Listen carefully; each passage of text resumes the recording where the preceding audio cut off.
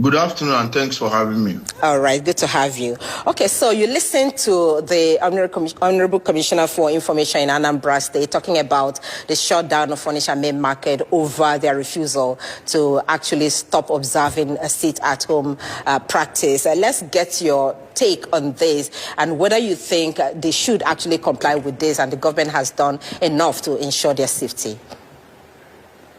Yeah, it's the right move in the right direction, though it's coming too late because people like us have been warning about the dangers of this sit at home when it was proposed.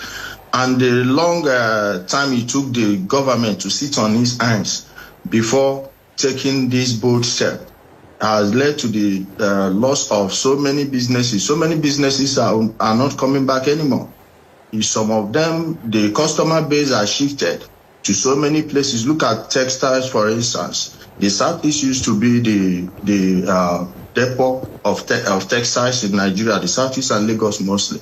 But now most of those markets have shifted to Kano. Why? Most of those people that used to come to Onitsha from Kano and other parts of the north are now going to China to import those things. And if you see, there is no intelligence in that sit at home because most of the things people are buying there are imported, and since they are not manufactured in the region, if you lose that customer base, they are definitely cut you off and go straight to the manufacturer. So you don't actually own the monopoly on those things. And what does it lead to? Loss of businesses and anything that affects one part of an integral part of the economy has a butterfly effect for all intents and purposes on other parts of the economy. And if the economy is not growing, you are giving room for crimes to fester because when youth don't have job, they will be restive. In that restiveness, it will be easy for people to use them for whatever purpose.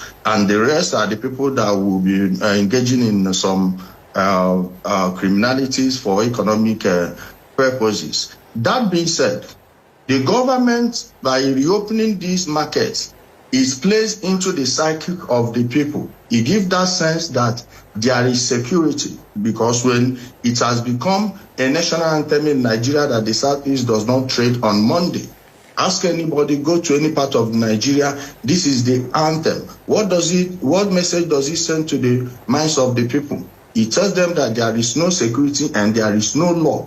Where there is no law, there will be no order, and if there is no order, you are going to scare away investors. You are going to scare away people that will be visiting the region for tourism and other purposes. So is the right step to start with. And I heard what the last speaker said.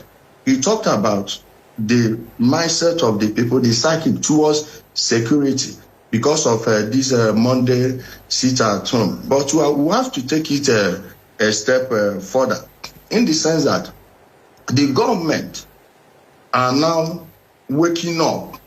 So the people will need to do their own bit by coming out and not giving us all these excuses that the banks will not open. The banks does not run the economy or the markets. The markets run the banks. When the traders are coming, of course, people who will want to come there and patronize them, they are not going to be sitting at home. What would your money be sitting at home for? So if you are not coming out, the people will not come to buy. And if people are not buying, there is no exchange of goods and services for money. Okay. Then the banks will have no business coming up. Okay, Chukwuka, so let's analyze the position of the government on this because of this violation of the governor's directive. Onitsha main market is one of West Africa's largest commercial hubs. And we wouldn't know, after the government said it has conducted assessment of the economic losses because of all of this closure for 1 week, is it not also increasing the economic losses?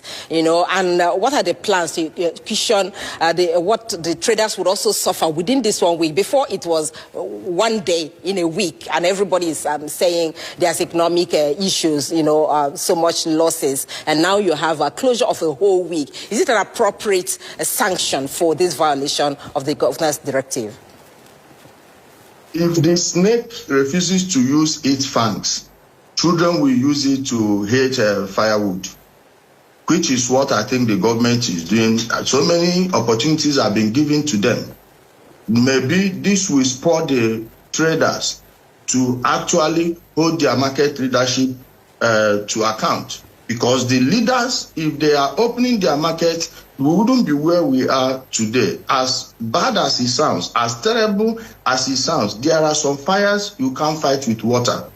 So it has gotten to this stage. The governor, I'm not sure it was easy for him to make such a decision. But if you have actually paid attention to what's going on in the southeast, it seems the olive branch, which the governor has been extending, not just the Anambra State governor, in so many other places. Because when we are discussing Anambra, it seems it's only in Onitsha main market. There are other markets outside of the state capitals, in all the states in the southeast. There are no trades happening, no business happening on Mondays. So this is the right step, in my opinion, and in the estimation of so many people I've spoken to, they are in support of this, because this seems like a deliberate sabotage of the economy of the state, not just the state, the entire region. And another thing we want to point out is this: the people that are leading to the closure of these markets are well known, and they have so many sympathizers. Those sympathizers have not quite understood the pain the government goes through just because of the closure of these markets on Mondays.